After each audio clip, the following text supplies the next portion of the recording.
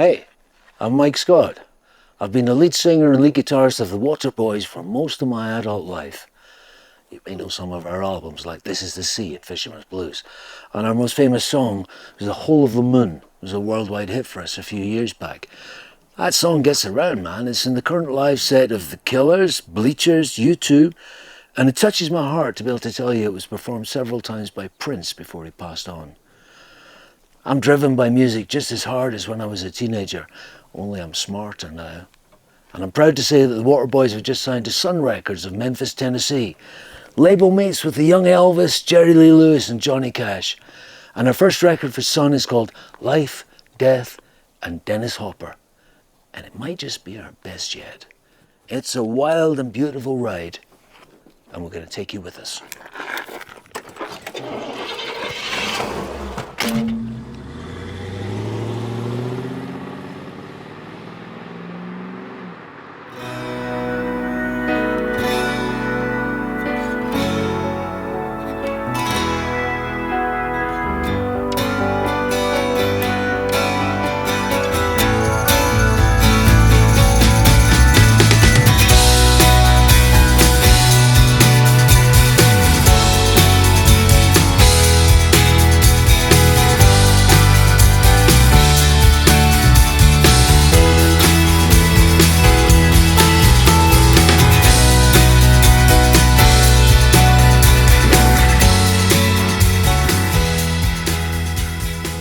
Life, Death and Dennis Hopper is a record album, a song cycle that traces the arc of the life of Dennis Hopper, the American actor and trailblazer.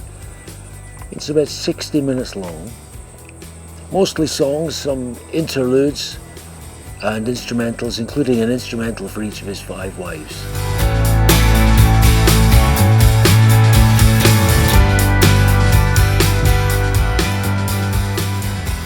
Like most people, I knew Dennis Hopper as an actor. I knew him from Easy Rider, Apocalypse Now, other movies. And then one day I was in London, it's about 10 years ago, and I was passing this place called the Royal Academy. It's this very old school, ornate, classical building, and it's an art gallery. And I saw in the window a poster for something called The Lost Album by Dennis Hopper, exhibition of photographs. And I didn't realize he was a photographer. In fact, I thought maybe that for a moment there were 2 Dennis Hoppers. So I was intrigued and I went in, and I was confronted with this spectacle of hundreds of beautiful black and white photographs that Hopper had shot during the 60s. And as I walked around the exhibition, I kind of fell in love with his eye, with his way of seeing. What he'd chosen to shoot, the way he'd framed it, the dramas that were told in the photographs. And that made me interested in Hopper as a man, and began a period of me checking him out, reading biographies of him.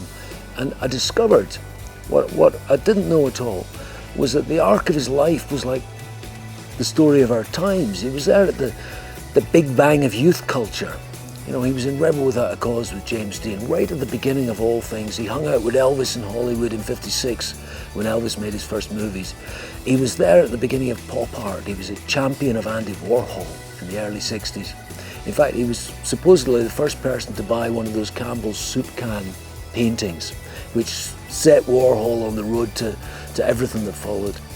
And then he was there through the whole counterculture and hippie and psychedelic episodes in the 60s. He was there at the riots on Sunset Strip. He was there at the civil rights marches.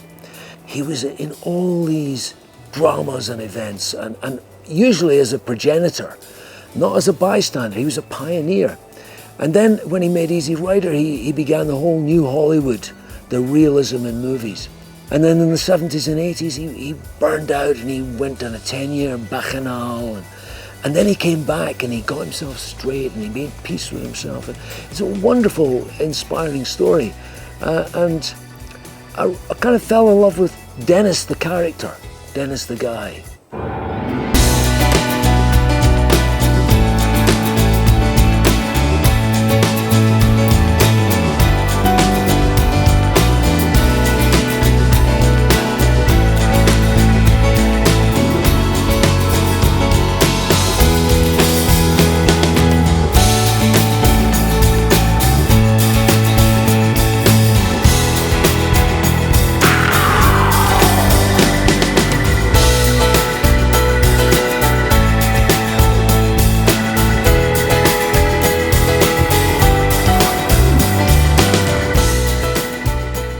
being a songwriter, it wasn't long before my interest in Dennis Hopper turned into a song about Dennis Hopper, and I called it Dennis Hopper.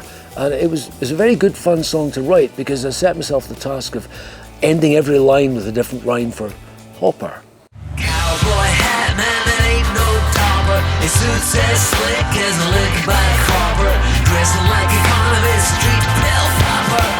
Dennis Hopper. It was a lot of fun, and it came out on a Waterboys record about 5 years ago. And at the time, it was under consideration as a single. And I had the bright idea that if I could only write maybe another couple of tracks about Dennis, maybe pick a few episodes from his colourful life, that we could have a digital EP. So I spoke to one of the Waterboys band members, Brother Paul, and so he came up with one, and I came up with one, and we put them together, and so we made 3 tracks. It was a nice little EP, extended play. And then an unexpected thing happened. Some of the band members went and did some recording without me, and secretly, and they sent me this package. It came in an email, a zip folder of 7 beautiful instrumentals, and an accompanying note saying, "Can you put some lyrics to these?" It was one of the nicest surprises I've ever had. Could I put some lyrics to these? Could I? I did, very rapidly, and suddenly they all came out as Dennis Hopper story lyrics. From nowhere, all these songs about Dennis Hopper started coming in response to these instrumentals. And suddenly I realized, hey, this ain't no EP, man, this is an album. And the theme of the album was Dennis Hopper's life story. And so, over a period of maybe 3 months, 16, 17, 20 songs, boom, boom, boom. It was like being a teenager, man. You know, when I was a teenager, I used to write a song a day. It was like that, only the songs were better.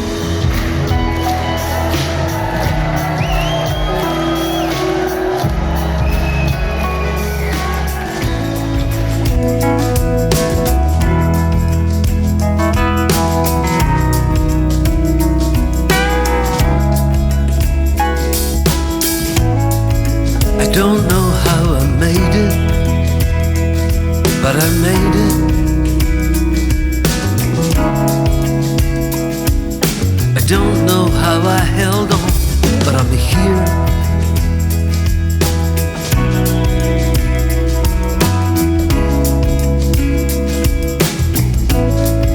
I don't know how I made it, but I made it.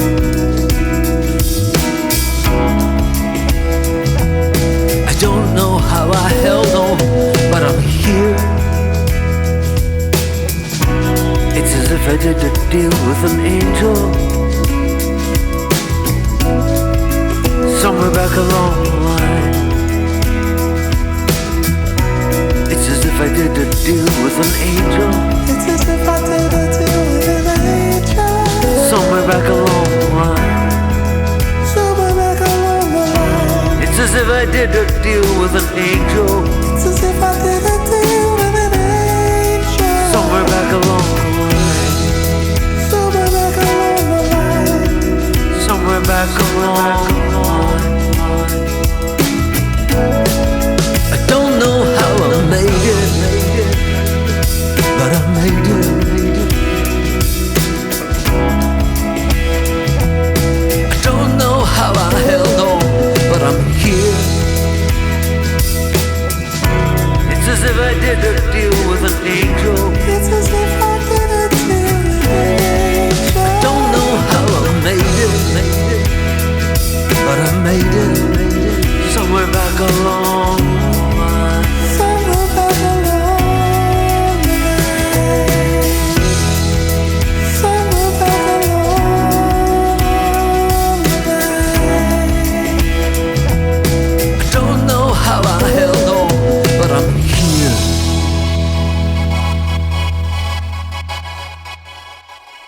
An old friend of mine in the British music business, a cat called David Bates, he was a veteran A&R man. He was in touch with me a while ago, and I sent him the record to see what he thought. I thought it'd be good to get some feedback. And he said, "Oh, I love the record, man, but you should have some guest artists on it." And I thought, "Well, why?" And he said, "Well, you're singing great, but you know, are you doing all the voices? Are you putting on different voices and being different characters?" I said, "Yes, apart from the one that Steve Earle sings." And he said, "Well, I think you should send those out to some other people and get some other voices." And at first, I didn't really want to do it because I liked the way that I'd done the voice of various different voices. I like being different characters on the record. But I sat with it for a while and I thought, no, man, he's right. So the first person that we asked to do a piece, a guest spot on the record, was Bruce Springsteen. I'd always loved the way Bruce told stories in his songs. I used to treasure my old bootlegs of Bruce from the 70s, where he would do E Street Shuffle with this beautiful long story. And he had this great dramatic voice and great gravitas in his voice. And so we went to Bruce and he agreed to do it, and he did a beautiful job on the song 10 Years Gone. Somewhere out there beyond the windless mountains, there's a story being told, a movie being made, and he's in it, man. He's still moving and he's still moving, he's still able somehow to bring some of that old magic to the table. 10 years gone.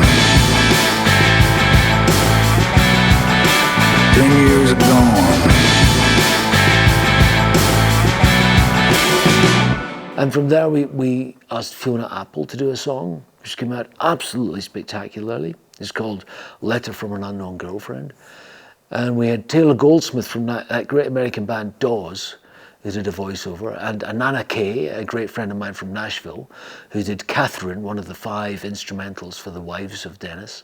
There's probably a few others on there. Steve Earle sings the first song. Now, he was always on the record. That happened really early on. And how that happened was like this. I'd written a lyric for Kansas, the opening of the album, which tells how Dennis, as a kid, used to watch the trains going west, and he knew they were going to where the movies were made, and he wanted nothing more to be on one of those trains, and he wanted to be in the movies. That was his dream. So I wrote this lyric, Kansas, and I wanted it to have a real American music, and I tried writing music to it. It wasn't American enough. And I thought, man, who would write good American music? Steve Earle. And we share a manager, so he was easy to get in touch with. And he did this beautiful tune for it. And at first, I was going to sing it, but his demo was so great. His voice was so great on it. I said to him, man, would you just do it on the record? And I know it's the opening track and all that, and people expect to hear my voice at the start of a Waterboys album, but would you do it? I mean, it sounds so great when you sing it. And so it's him. When you put it on the record, the first singing voice that you hear is Steve Earle. Someday I'm gonna blow Kansas, someday I'm gonna blow. Don't say I didn't tell you so, Kansas, don't say I didn't tell you so. Well, I remember you, Kansas, hell, I don't even know. Well, the mountains reach up high, Kansas, that's where I wanna fly. Where the buildings scrape the sky, Kansas, oh, me, oh my. You can rely on me, Kansas, to kiss your ass goodbye. Your dust and weeds and clouds, Kansas, are choking and killing me.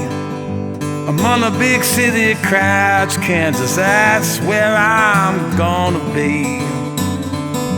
While I gotta find this level, poor boy gotta be free.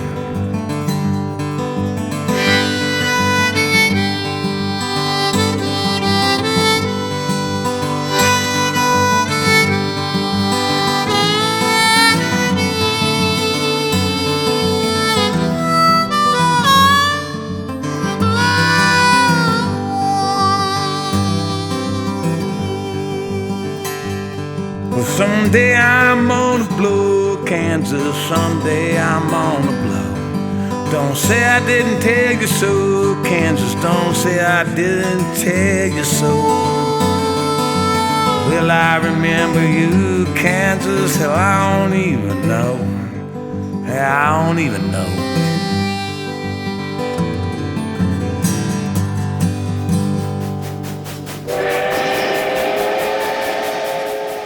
One of my very favourite Dennis Hopper stories is the one he used to tell about hanging out with Elvis in Hollywood in 1956. See, Elvis was a great fan of James Dean, who died the year before. And when he came to Hollywood to make his first movie, Elvis figured if he couldn't talk to James Dean, he wanted the next closest person, which was James's pal, Dennis Hopper. In fact, he wanted some advice from Dennis because Elvis's first movie script required him to punch a woman. And he was terribly conflicted about this, and he thought Dennis might be able to advise him. Now, I'm not going to tell you how the story played out, and I couldn't possibly tell the story as well as Dennis used to.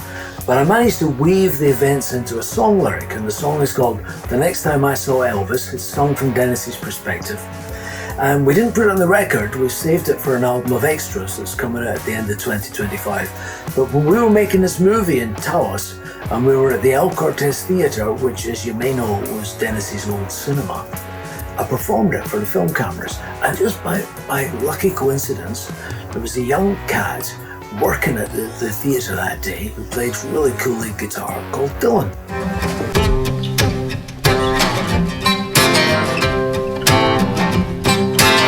Shared a Coke with Elvis outside the Hollywood soda store.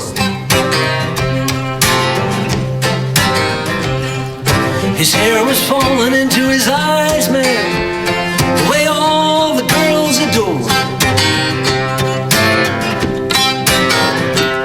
He said, I'm worried about this movie script, man.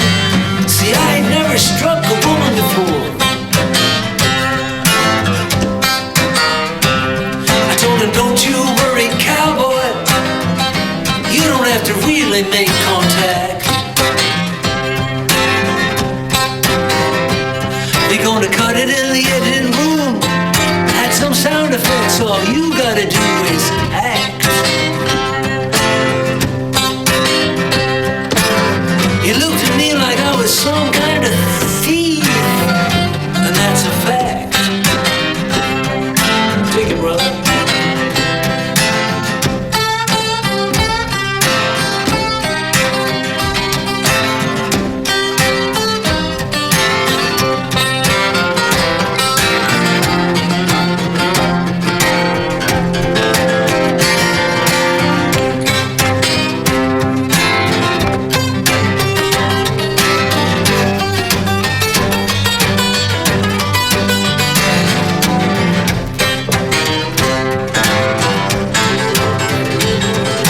Next time I saw Elvis, he was perfumed, oiled, and fancy dressed.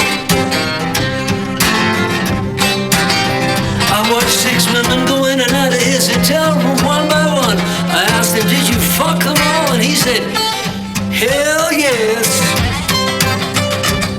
I said, how do you keep it up, man? He said, well, they're all different, I guess.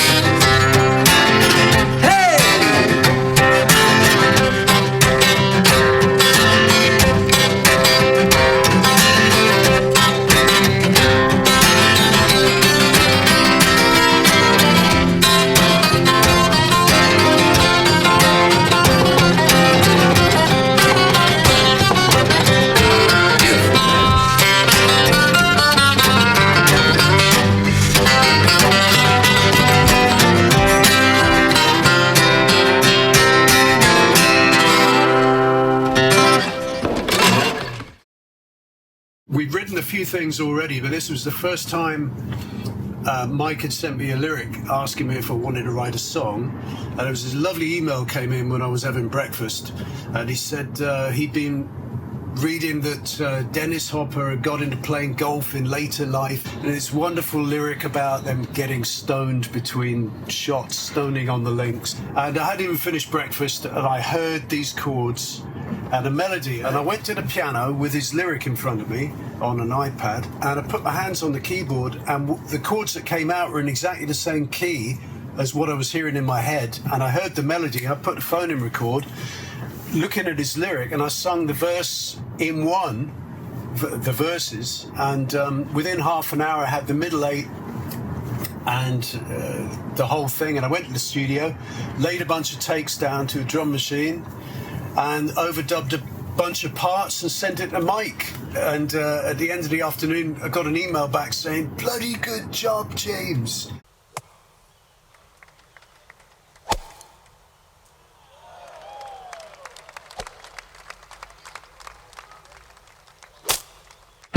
Willie took him out last year and showed him 1 to 9. We ain't give you lessons here, but brother, you'll be fine. Try that till the turkey bites, then set 'em up again. Golf, they say, is a beautiful way to get to know your friends. He played a few with Mr. Jack, Georgie Mac, and Distorted Finks. I could tell when he came back, he'd been stoning all the links. That old leopard ain't gonna change. He likes his smokers blend. Golf, they say, is a beautiful way to get to know your friends. The old roller coaster blew down in the big wind. The old roller coaster blew down in the big wind. And the boys on the poster got old.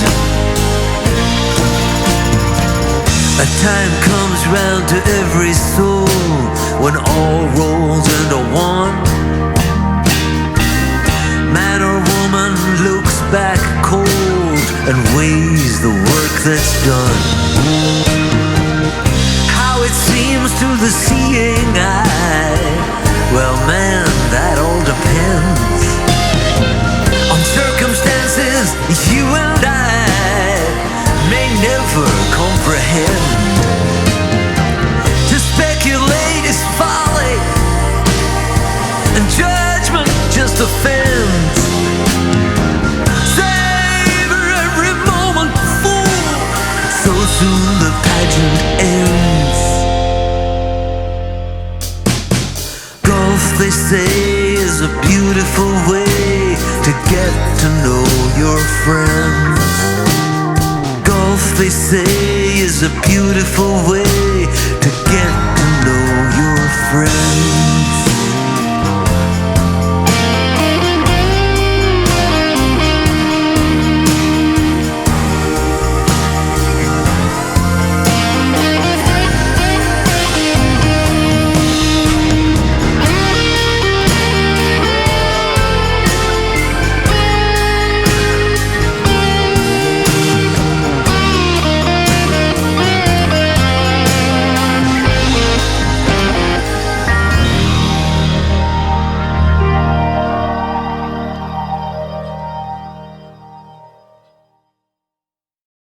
Several of the songs in the album were written by correspondence. I would write a lyric, I'd send it in an email to one of my collaborators, usually James from the band, and then he would set it to music and send me back an MP3. I'd make some comments, he'd send it back again. It would go back and forth and we'd end up with a song. And one where we used that process was Riding Down to Marty Gras. It was a lyric I'd written about the moment when Dennis and Peter Fonda got funding to make Easy Rider, and they went to New Orleans to shoot the first scenes. And I imagined it as a country ballad, and that's what I described to James. So a day later, I got an MP3 by email. James had done this beautiful country waltz music to it, but there was something missing. I thought to myself, if Willie Nelson had done this, he'd probably put jazz chords to it. I think what was in the back of my mind was when Willie was doing the Great American Songbook, all those great Broadway songs. And I thought, yeah, it needs these kind of... those kind of, major seventh chords. And so I described this to James, and a day later I got a new MP3, an absolutely beautiful, exquisite rearrangement in a country waltz but with jazz chords. It was absolutely perfect. And you know, I must be one of the luckiest band leaders in the world, because I've got 2 or 3 band members who can do string arrangements. And James, of his own volition, with no prompting by me, had done a string arrangement for Marty Gras in the style of a 1940s Hollywood musical.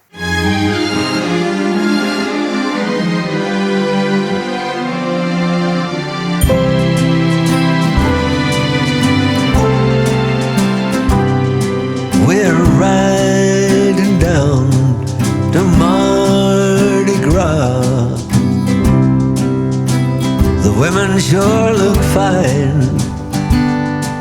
The money's in the bag, and we're gonna have a high old time.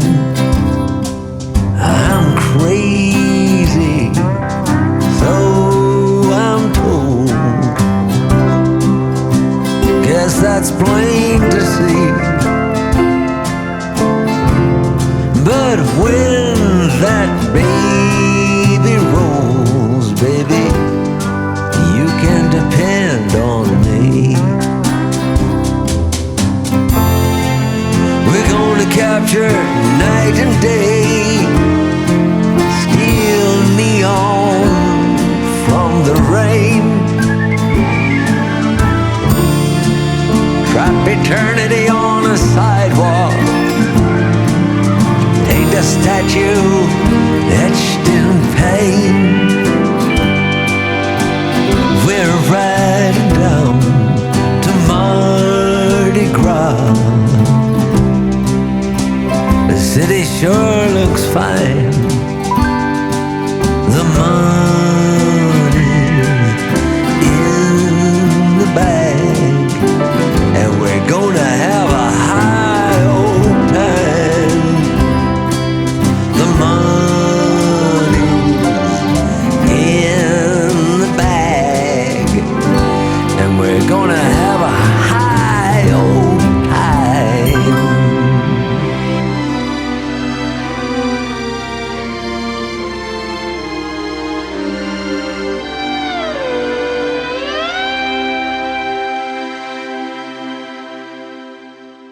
I can still remember the first moment when I realised that Dennis Hopper stood for something, that he wasn't just an actor.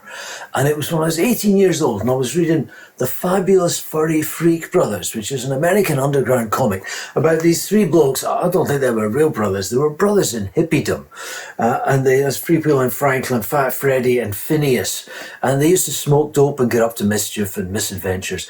And in one of the stories, they went to meet a beatnik called Groover McTuber. I think he was called McTuber because he used to watch television all the time.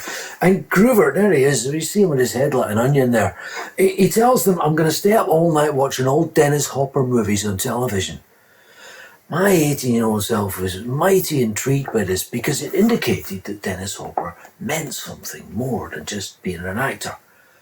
And as I came to learn quite quickly, what he stood for was the counterculture.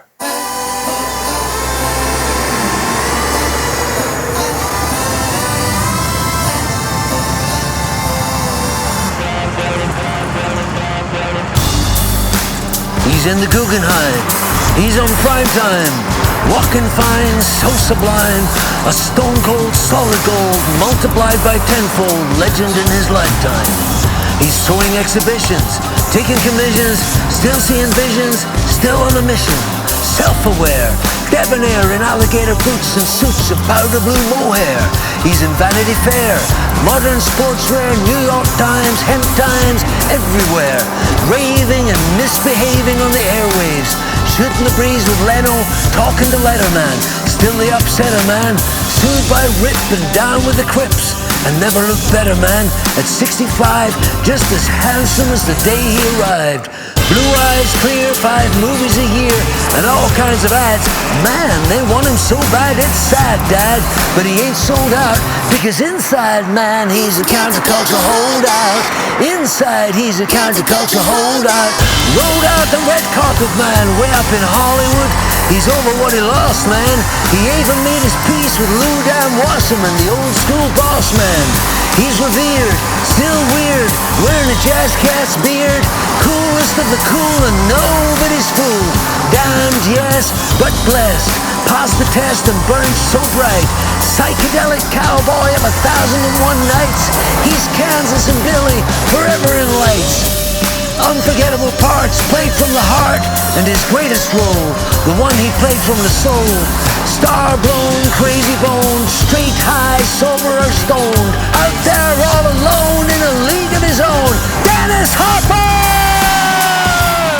To Dennis, everything was art. The way that graffiti had faded was art. The way that paper peeled off a wall was art. And no wonder he loved adverts. He got the realism and immediacy of great advertising.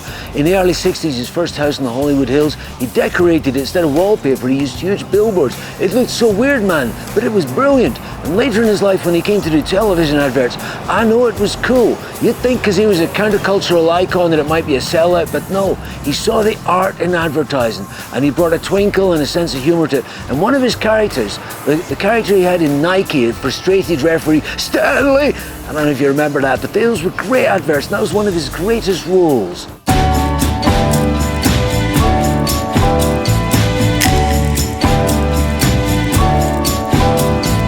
What's a boy to do with a guy like you, Andy? Everything you say makes me feel brand new, Andy. The skies were kind of cloudy, now they're turning blue. First one Mona Lisa, yeah, but now there's 2. A change is coming and it's coming through you, Andy. Where's a boy to go when he can't say no to Andy? Anywhere the lights seem to glimmer and glow with Andy. We'll drive the station wagon to the city below. He wants to take a photograph of Salminio.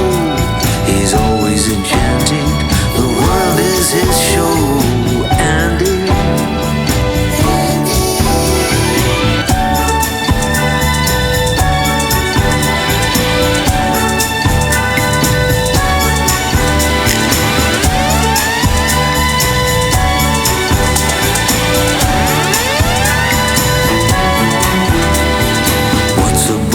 Say when he plays all day with Andy, that life is silent, gay in a curious way with Andy. He's keeping kind of quiet, man, but that's okay. He's just looking at the beauty in it every day. He sold a canvas suit can for 100K, Andy. What's a boy to do with a guy like you, Andy? What's a boy to do with a guy like you, Andy?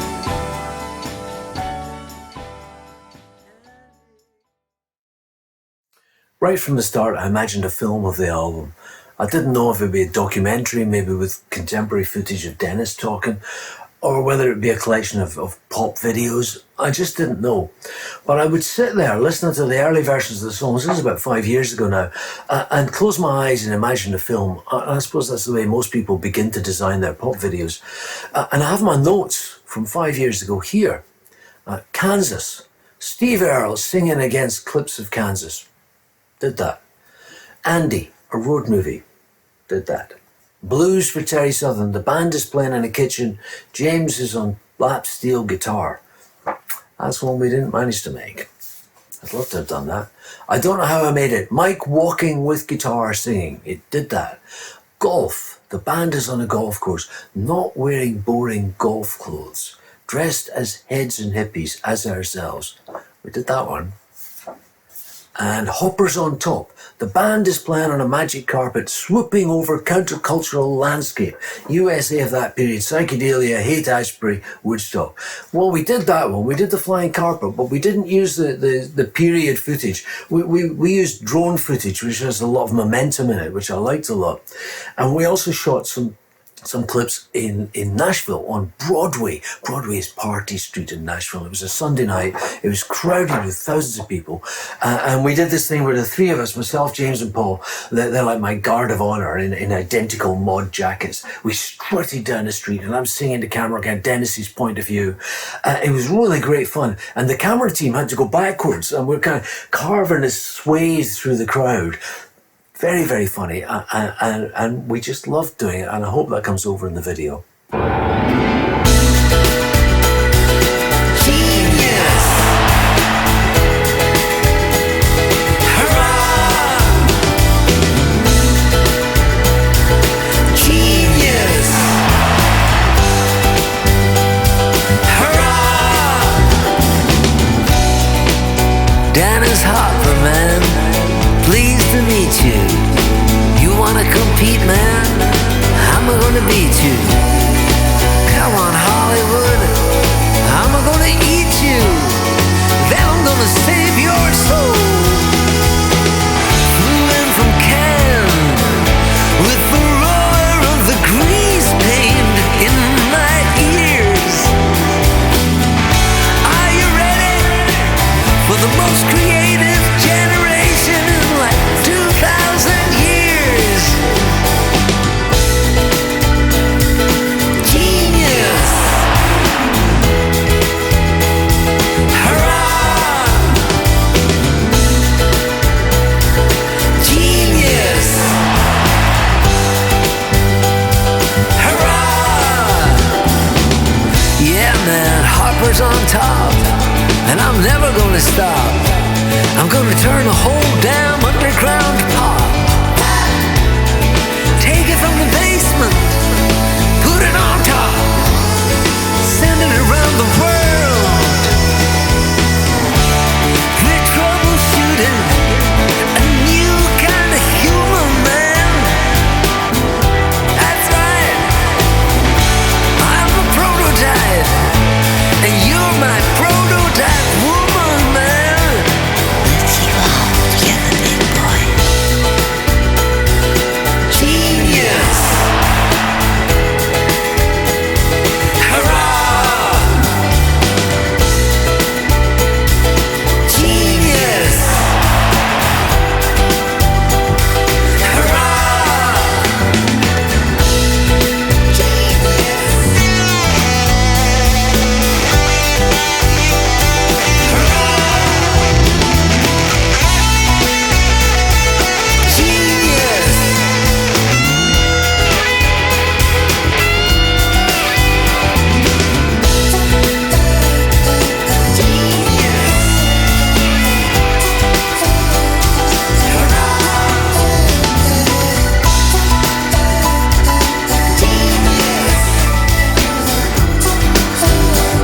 Genius!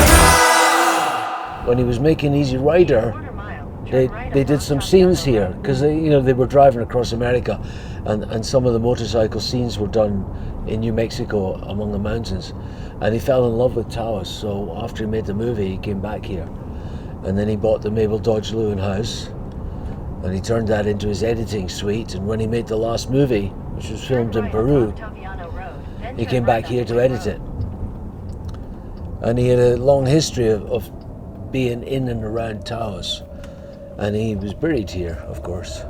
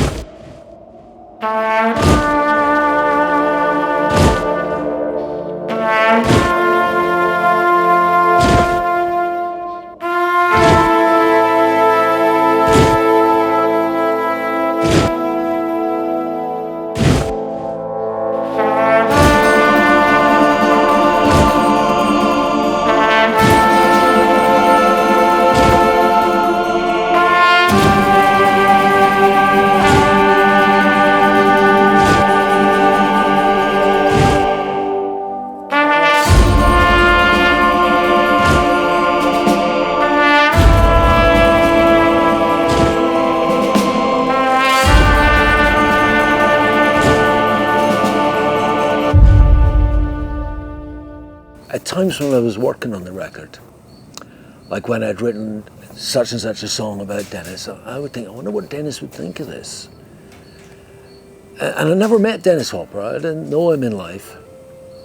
It's probably a good thing, because I don't think I'd have been able to write all these songs if he'd been a personal friend of mine. But I did wonder, what would Dennis think of this? Or if he's watching, what does he feel about this? Or is it him that's directing me? Is he giving me all these songs? You know, all these things cross your mind, and I just entertain those thoughts for a few minutes and I let them pass away. I don't get stuck on them. But one time in a meditation, I had a very deep experience. I learned to meditate maybe 30 years ago. I should know what I'm doing by now. And in this meditation, I was in two places. I was in my body, in the room, aware of my surroundings, but I was also in an inner landscape. I'd gone very deep into meditation, and I found myself in another place, in my imagination. Or rather, not in my imagination, but imagination was the method of getting there. It was a different place. It was a kind of borderland. And I was experiencing a kind of emotional resonance with people who'd passed on, family members. You know, sometimes in a meditation, I feel like I'm coming into contact with my father who died 5 years ago. And I know that feeling, that sort of quickening of an emotional connection with my father. It may just be a subjective experience of my own. I'm not saying my dad's present or anything like that, but it's real to me, and it's of value. And I was connecting in this way with old family members, and I could feel it in my heart. I could feel this sort of opening in my heart, and it was very, very powerful and very emotional, and I was weeping while it was happening. In fact, I was weeping so much, man. It was like a river of tears just coming out, and I realized that if I used my heart and I came into an emotional resonance, I could connect with people who'd gone on before me. And Dennis came into my mind. And you know, I'd been working on this record for 3 or 4 years by that time. The amount of man hours that I'd spent thinking of Dennis Hopper, feeling into Dennis Hopper, feeling what his reality must have been like and the reality of the people around him. And suddenly I came into resonance with Dennis. He was there, and we knew each other. And I'm not saying he was there objectively, like it was really Dennis Hopper was there, man. But in my meditation, whatever these things are, and we can't explain them, there he was, and the resonance was there. And no words were spoken. All the communication was from heart to heart.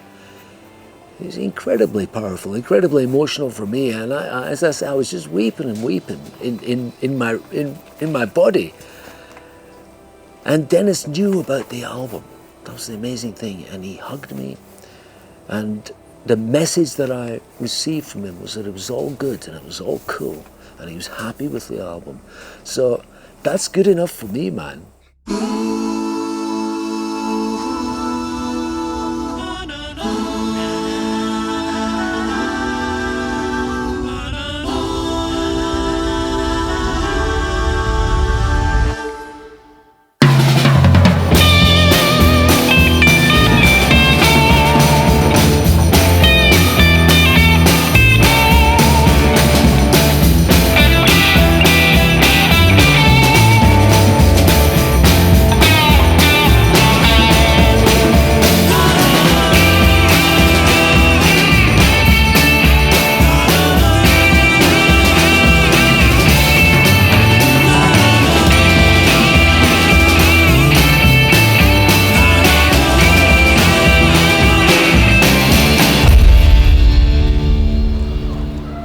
So I'm Mike Scott, and you've been watching a film about the Waterboys' new album, Life, Death and Dennis Hopper. We'll be touring the world in 25 and 26.